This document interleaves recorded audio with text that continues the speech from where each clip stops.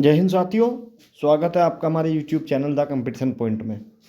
आशा करता हूँ आप सब लोग अच्छे होंगे। दोस्तों, जैसा कि कल की डेट में हमने किया था रेलवे रिक्रूटमेंट बोर्ड और RPF के प्रीवियस ईयर पेपर की 5 जनवरी की पहली शिफ्ट का पेपर, तो जिसमें हमने जो कवर किए थे वो किए थे जीके के पूरे 50 क्वेश्चन।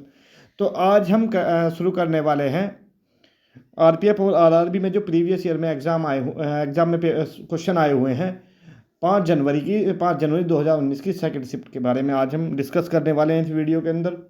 तो जितने भी जीके के क्वेश्चन हम इसमें आए हैं 2019 में, उन सबको कवर करेंगे। और एक चीज़ मैं बताना चाहता हूँ, जल्दी ही हम इन्हीं प्रीवियस ईयर के मैथ और रीजनिंग की क्लास भी शुरू करने वाले हैं।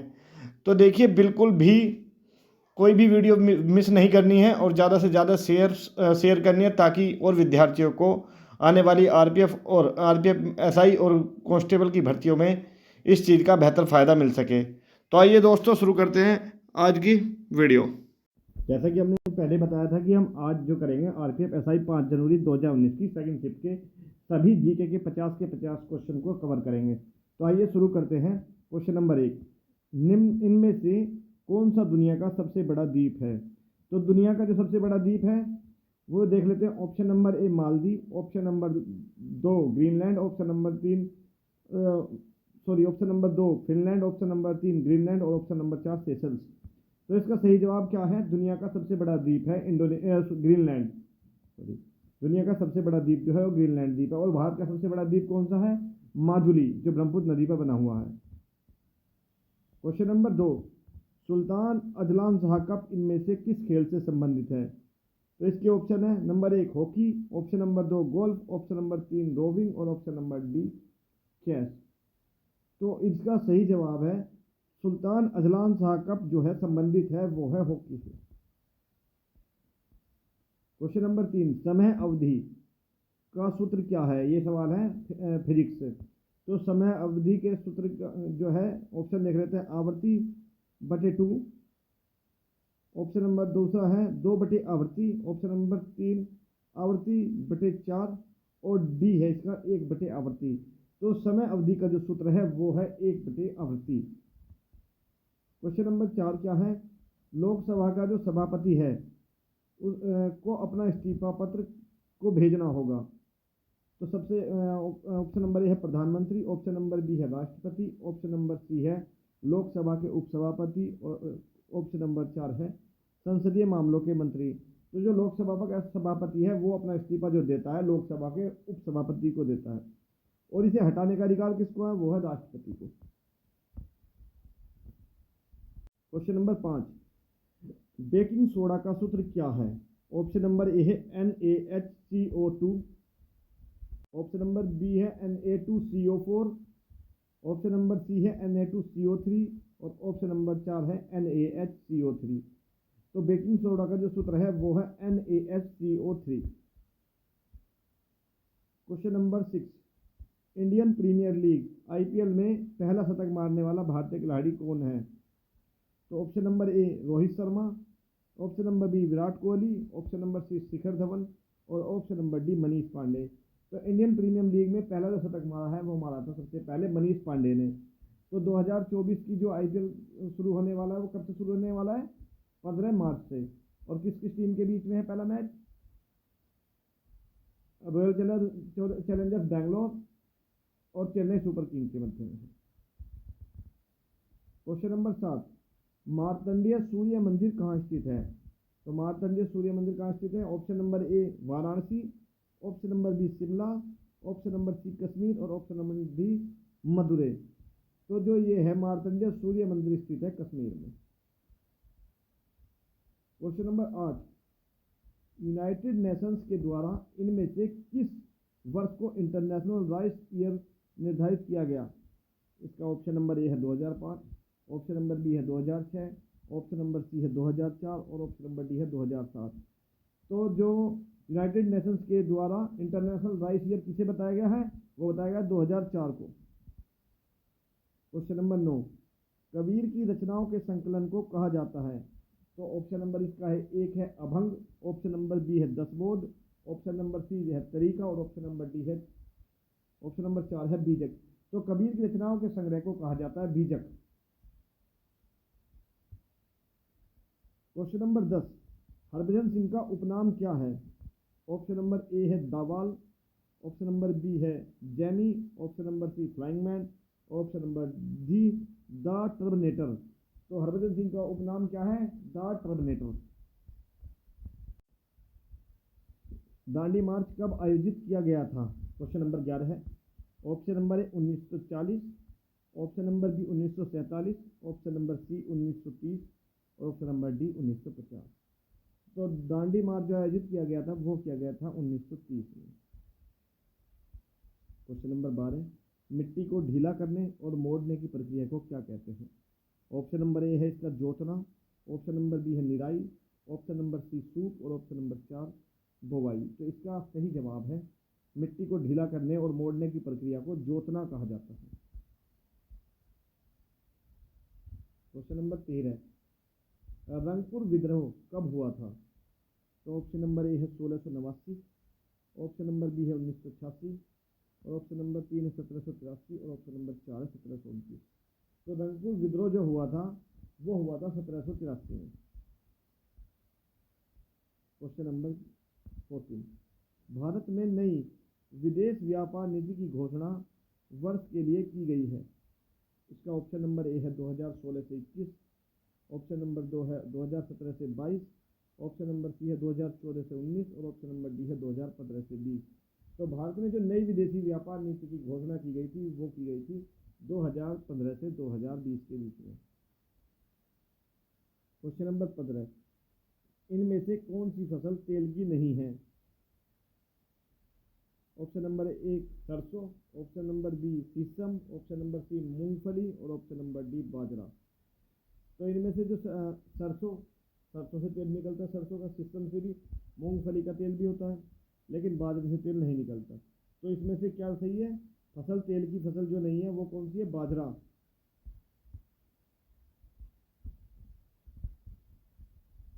2011 के अनुसार इनमें से कौन सा केंद्र शासित राज्य सबसे कम लिंग अनुपात वाला राज्य है?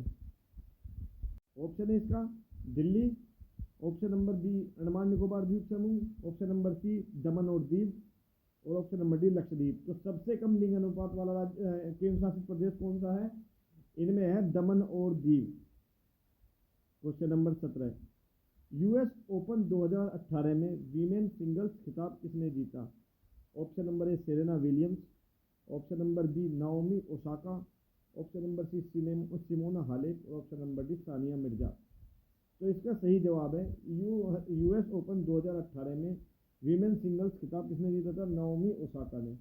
तो जैसा कि दोस्तों अभी हमने 17-18 सवाल कर लिए हैं, आपको एक बात पता होगी कि अभी हाल ही में जो परीक्षाएं आने वाली हैं उनके लिए बहुत ही इम्पोर्टेंट होने वाले हैं। तो सारे के सारे सवाल हमें इसी वीडियो में कवर करके चलने हैं ताकि आने वाले एग्जाम में हमारा कोई भी सवाल ना छूटे। बहुत ही इम्पोर्टेंट क्वेश्चन है और आरपीएफ और आरआरबी एएमपी के लिए भी ये काफ़ी इम्पोर्टेंट होने वाले क्वेश्चन है। चलिए नेक्स्ट क्वेश्चन क्या है? क्वेश्चन नंबर 18, भारतीय गणराज्य में कितने राज्य और कितने केंद्र शासित राज्य हैं? इसका ऑप्शन नंबर ए है 29 और 7, ऑप्शन नंबर बी 28 और 8, ऑप्शन नंबर सी 28 और 7, ऑप्शन नंबर डी 29 और 11। तो भारतीय गणराज्य में 29 राज्य और 7 केंद्र शासित राज्य हैं।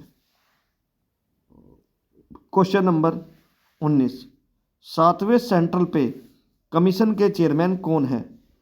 तो 7वें सेंट्रल पे कमीशन के चेयरमैन कौन है? देख लेते हैं। Option number A M K. Jain, option number B N S. Vishwanathan, option number C S. Gurumurthy और option 4 Ashok Kumar Mathur.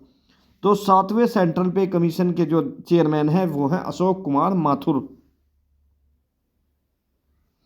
Question number 20, केंद्र शासित प्रदेश पुडुचेरी में कितनी लोकसभा संसदीय निर्वाचन क्षेत्र सीटें हैं? इसका ऑप्शन नंबर ए 3 है, ऑप्शन नंबर बी 1 है, ऑप्शन नंबर सी 2 और ऑप्शन नंबर 4। तो केंद्र शासित प्रदेश पुडुचेरी में जो लोकसभा संसदीय निर्वाचन सीट है वो है सिर्फ 1। पुडुचेरी में जो लोकसभा निर्वाचन सीट है कितनी है? 1।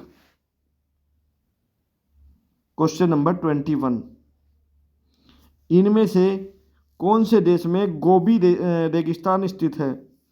Option number A USA, option number B Chile, option number C Mongolia और ऑप्शन नंबर डी जापान। तो गोबी मरुस्थल किस देश में स्थित है? ये स्थित है मंगोलिया में। क्वेश्चन नंबर 22, काजीरंगा राष्ट्रीय उद्यान स्थित है? ऑप्शन नंबर ए है असम, ऑप्शन नंबर बी है हरियाणा, ऑप्शन नंबर सी है गुजरात और ऑप्शन नंबर सी है नई दिल्ली और ऑप्शन नंबर डी है गुजरात। तो काजीरंगा राष्ट्रीय उद्यान कहाँ स्थित है? काजीरंगा राष्ट्रीय उद्यान स्थित है असम में, जो एक सींग वाले गैंडे के लिए प्रसिद्ध है। क्वेश्चन नंबर 23, इनमें से कौन सा एक ऑक्जेलिक एसिड का प्राकृतिक स्रोत है? ऑप्शन नंबर ए दूध, ऑप्शन नंबर बी टमाटर, ऑप्शन नंबर सी चींटी का डंक और ऑप्शन नंबर डी नींबू। तो दूध में क्या पाया जाता है? Lactic acid. टमाटर में पाया जाता है क्या? Oxalic acid. नींबू में क्या पाया जाता है? Citric acid. तो इसका सही जवाब क्या है? इसका सही जवाब है ऑक्जेलिक एसिड। जो पाया जाता है वो पाया जाता है टमाटर में। क्वेश्चन नंबर 24, कलमकारी चित्रकला किस राज्य से संबंधित है? Option number A Andhra Pradesh, option number B Manipur, option number C Paschim Bangal और ऑप्शन नंबर डी महाराष्ट्र। तो कलमकारी चित्रकला किस राज्य से संबंधित है? कलमकारी संबंधित है आंध्र प्रदेश से। Question number 25,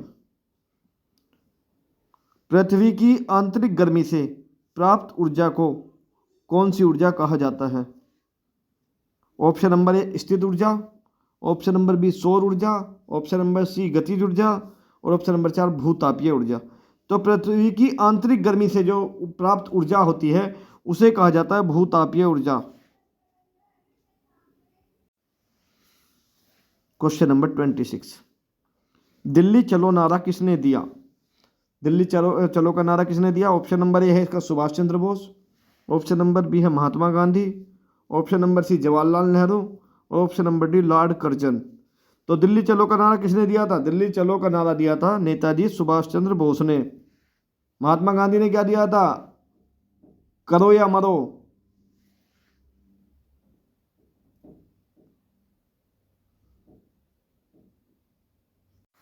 question number 27, Aligarh में मोहम्मद एंग्लो ओरिएंटल कॉलेज की किसने स्थापित किया था? Option number A Maulana Abdul Kalam Azad, option number B Syed Ahmed Khan, option number C Maulana Hasrat Mohani और option number D doctor Zakir Hussain. तो किसने किया था? अलीगढ़ में मोहम्मद एंग्लो ओरिएंटल कॉलेज किसने स्थापित किया था? सर सैयद अहमद खान ने। और डॉक्टर जाकिर हुसैन भारत के प्रथम मुस्लिम राष्ट्रपति थे।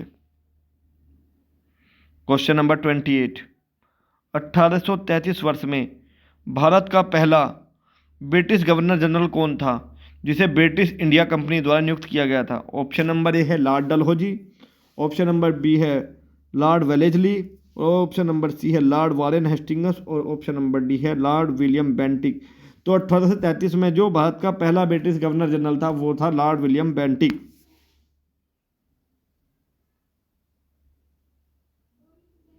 क्वेश्चन नंबर 29, पंचायती निर्वाचन क्षेत्र के जनक के रूप में कौन जाने जाते हैं? ऑप्शन नंबर ए है इसका lord Morley, option number B है lord Minto, option number C है लॉर्ड मॉन्टेक और ऑप्शन नंबर डी है लॉर्ड चैम्सफोर्ड। तो पंचायती निर्वाचक क्षेत्र के जनक के रूप में किसे जाना जाता है? ये जाना जाता है option number B Lord Minto को। क्वेश्चन नंबर 30, पोलैंड की मुद्रा का नाम क्या है? तो इसका ऑप्शन नंबर ए क्या है? पोलिस्कीना, option number B Polish zloty, option number C Polish dinar और option number D Polish balboa. तो पोलैंड की मुद्रा का क्या नाम है? इसका सही जवाब है option number B Polish zloty. Question number 31, भारत के संविधान की 8वीं अनुसूची में कितनी भाषाओं को सूचीबद्ध किया गया है? तो इसके ऑप्शन है option number A 18, option number B 22, option number C 15 और ऑप्शन नंबर डी 14। तो भारत के संविधान की 8वीं अनुसूची में फिलहाल में वर्तमान में 22 भाषाओं का उल्लेख किया गया, लेकिन जब संविधान का निर्माण हुआ था उस समय भारतीय संविधान में जो भाषा 8वीं अनुसूची में जो भाषाएं थी वो टोटल भाषाएं 14 थी। बाद में 8 को जोड़कर इन्हें 22 कर दिया गया। क्वेश्चन नंबर 32, राष्ट्रीय गृह बैंक NHB का मुख्यालय कहाँ स्थित है? Option number A Chennai, option number B Mumbai, option number C Kolkata, option number D New Delhi. तो राष्ट्रीय गृह बैंक NHB का मुख्यालय कहाँ स्थित है? यह है नई दिल्ली में। क्वेश्चन नंबर 33, हाइड्रोजन का परमाणु क्रमांक क्या है? इसका ऑप्शन नंबर ए है 0, ऑप्शन नंबर बी है 1, ऑप्शन नंबर सी है 2 और ऑप्शन नंबर डी है 3। तो हाइड्रोजन का परमाणु क्रमांक क्या है? हाइड्रोजन का परमाणु क्रमांक है 1। क्वेश्चन नंबर 34, पृथ्वी का द्रव्यमान क्या है? पृथ्वी का द्रव्यमान का ऑप्शन नंबर 1 है 5.972 into 10⁻27, option number B 5.972 into 10⁻24, option number C है 6.972 इंटू 10⁻24, ऑप्शन नंबर डी है 6.972 इंटू 10⁻24 किलोग्राम। तो इसका सही जवाब है, पृथ्वी का जो द्रव्यमान है उसका सही जवाब है option number B 5.972 into 10⁻24। Question number 35, श्वसन एक प्रक्रिया है जिसमें जीव ऑक्सीजन की अनुपस्थिति में ऊर्जा उत्पन्न करते हैं। तो ऑप्शन नंबर ए परपोषित, ऑप्शन नंबर बी स्वपोषी, ऑप्शन नंबर सी अक्षीय और ऑप्शन नंबर डी अनाक्षीय। तो इसका सही जवाब है ऑप्शन नंबर डी अनाक्षीय। अनाक्षीय श्वसन एक ऐसी प्रक्रिया है जिसमें जीव जो ऑक्सीजन की अनुपस्थिति में, यानी कि जब उन्हें ऑक्सीजन नहीं मिल रही होती तब भी ऊर्जा उत्पन्न करते हैं अनाक्षीय श्वसन प्रक्रिया में। क्वेश्चन नंबर 36, अंतिम औपचारिकता क्या है जिसके बिना हमारे देश में कोई केंद्रीय विधेयक कानून नहीं बन सकता है? तो ऑप्शन नंबर ए राष्ट्रपति के हस्ताक्षर, ऑप्शन नंबर बी लोकसभा के अध्यक्ष के हस्ताक्षर, ऑप्शन नंबर सी प्रधानमंत्री के हस्ताक्षर और ऑप्शन डी उपराष्ट्रपति की सहमति। यानी कि सबके साइन होने के बाद कौन सा ऐसा केंद्र, यानी कि अगर कोई प्रधानमंत्री के द्वारा कोई भी कानून पास कर दिया जाता है लोकसभा राज्यसभा के द्वारा, तो अंतिम औपचारिकता यानी कि सबसे अंत में किसके साइन होना जरूरी है? तो वो है राष्ट्रपति के हस्ताक्षर होंगे, जो सिर्फ औपचारिकता मात्र के लिए होंगे, क्योंकि क्योंकि भारत में सिर्फ नाम मात्र की जो कार्यपालिका है वो है राष्ट्रपति। क्वेश्चन नंबर 37, उत्तराखंड की राजधानी कौन सी है? Option number A Lucknow, option number B Bhopal, option number C Agartala, option number D Dehradun. तो उत्तराखंड की राजधानी क्या है? उत्तराखंड की राजधानी है देहरादून। लखनऊ कहाँ की राजधानी है? लखनऊ है उत्तर प्रदेश की। भोपाल कहाँ की राजधानी है? मध्य प्रदेश की। तो उत्तराखंड की राजधानी क्या है? उत्तराखंड की राजधानी है देहरादून। क्वेश्चन नंबर 38, कनिष्क किस वंश के महान राजा थे? Option number A Barakzai, option number B Asafjahi, option number C Kushan और ऑप्शन नंबर डी चालुक्य। तो कनिष्क किस वंश के महान राजा थे? कुषाण वंश के। क्वेश्चन नंबर 39, भूटान की राजधानी कौन सी है?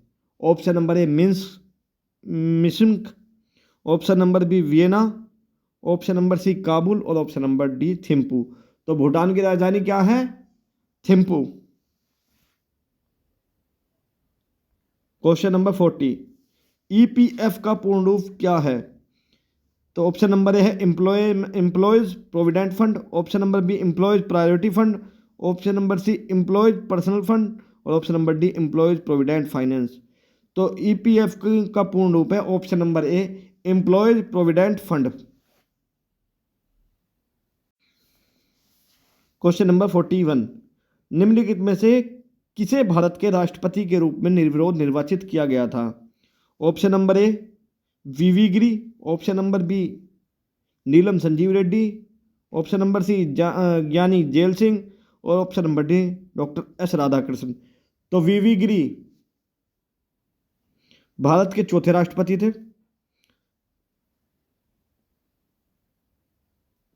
डॉक्टर एस राधाकृष्णन दूसरे थे और नीलम संजीव रेड्डी ऐसे थे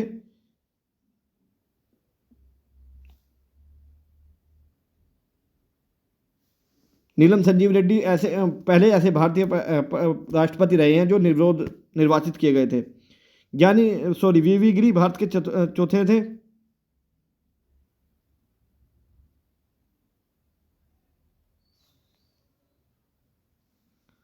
और ज्ञानी जेल सिंह थे सातवें। क्वेश्चन नंबर 42, पोर्टफोलियो सिस्टम किसके द्वारा लागू किया गया था? Option number A lord Mayo, option number B lord William Bentinck और option number C lord Canning और option number D lord Wellesley. तो पोर्टफोलियो सिस्टम जो लागू किया गया था वो किया गया था लॉर्ड कैनिंग के द्वारा। घूमर लोक नृत्य है, ऑप्शन नंबर ए झारखंड का, ऑप्शन नंबर बी उत्तराखंड का, ऑप्शन नंबर सी मेघालय का, ऑप्शन नंबर डी राजस्थान का। तो घूमर जो लोक नृत्य है वो है ऑप्शन नंबर डी राजस्थान का। क्वेश्चन नंबर 44, रडार का पूरा नाम क्या है? ऑप्शन नंबर ए है radio detection and ranging, option number B radio diversion and ranging, option number C radio detection and radiation और option number D radial distant and ranging. तो radar का पूरा नाम क्या है? Radio detection and ranging, option number A. Question number 45, Multan cricket stadium इनमें से किस देश में स्थित है? Option number A Afghanistan, option number B Pakistan, option number C UAE और ऑप्शन नंबर डी बांग्लादेश। तो मुल्तान क्रिकेट स्टेडियम किस देश में स्थित है? यह है पाकिस्तान में। क्वेश्चन नंबर 46, राज्यसभा के सदस्यों की कार्यविधि है। ऑप्शन नंबर ए 6 वर्ष, ऑप्शन नंबर बी 5 वर्ष, ऑप्शन नंबर सी 4 वर्ष और ऑप्शन नंबर डी 2 वर्ष। तो राज्यसभा के सदस्यों की कार्य अवधि होती है 6 वर्ष, लेकिन हर 2 वर्ष के बाद 1/3 सदस्य इसके चेंज होते रहते हैं। और 5 वर्ष में किसका विघटन होता है? लोकसभा का कार्यकाल 5 वर्ष का होता है। क्वेश्चन नंबर 47, किदम्बी श्रीकांत किस खेल से संबंधित है? Option number A badminton, option number B tennis, option number C hockey और ऑप्शन नंबर डी क्रिकेट। तो किदम्बी श्रीकांत जो संबंधित है वो है बैडमिंटन से संबंधित।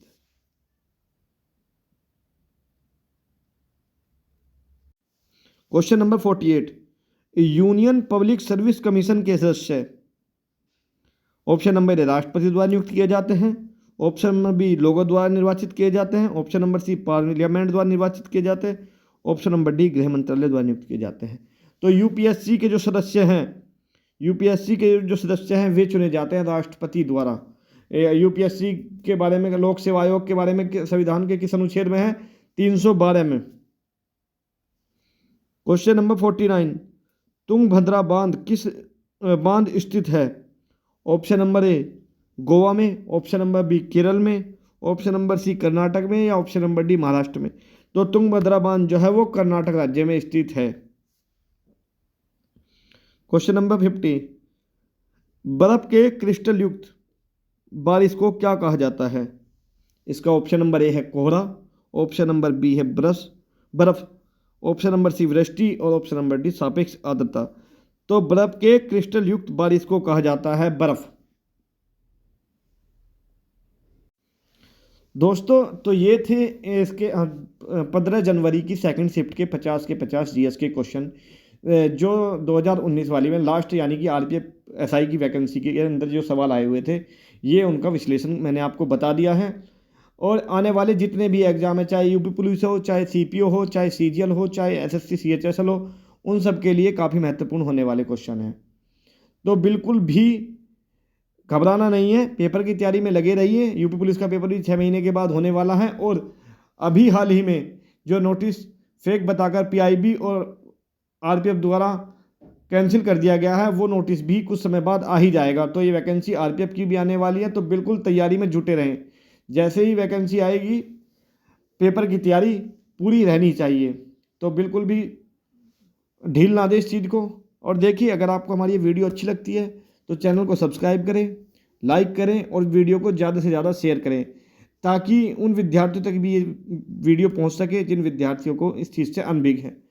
धन्यवाद। जय हिंद, जय भारत।